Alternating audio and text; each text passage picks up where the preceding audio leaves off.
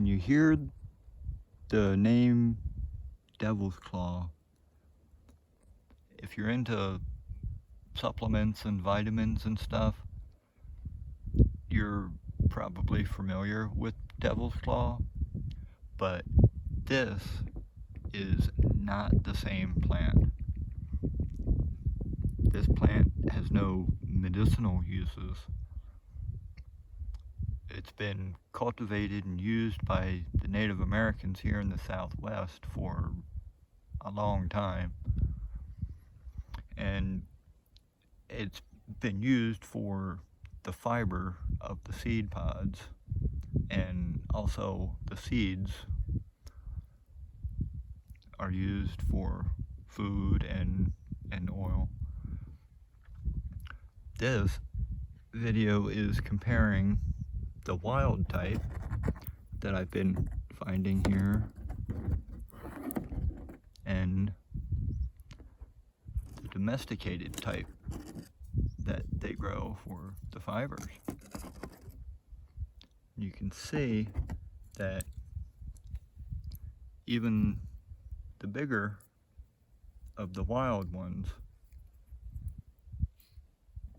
is small compared to the domestic ones.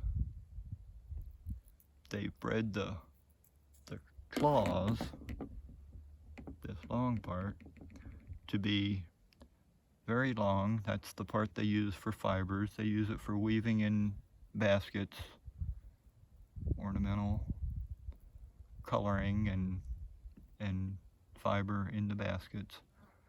When they're fresher and treated right, the claws stay very dark black. They use that as a dark highlight in the weavings.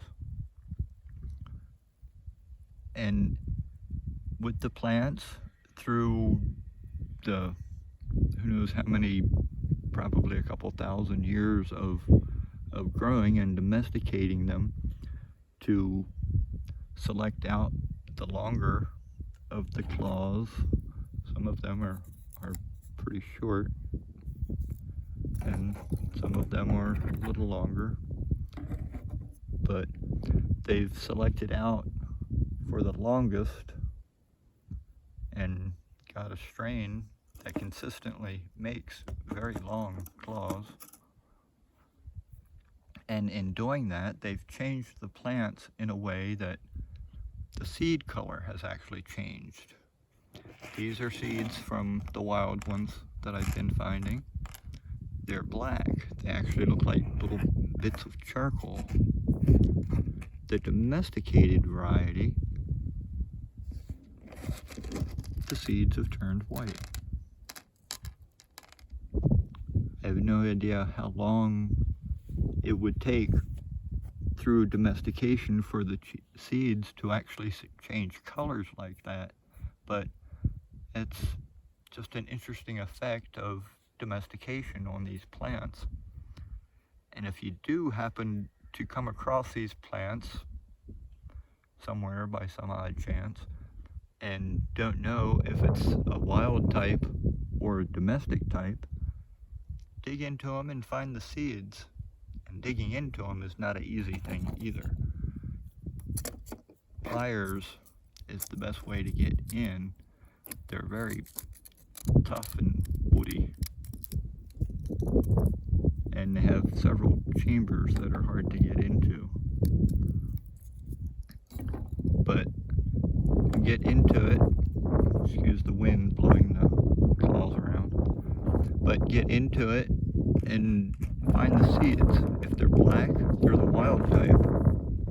If they're white, they're the domestic type. And they're sometimes grown as an ornamental plant because the flowers are kind of interesting too. And they're extremely drought hardy, drought tolerant. They'll grow in the worst of conditions, bad soil, bad drought. So if you happen to order them for whatever reason and you get seeds that are black, you know you've gotten wild type seeds. You don't want those. Complain very much to the source.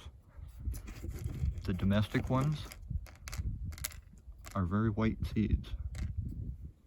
So there you go. Comparing the wild type, that's what these guys were originally, to the variety now that they've grown for the cloth. Just interesting how the process of domestication changes plants sometimes. Okay, hope you enjoyed the video. Hope you learned a little bit of something from it.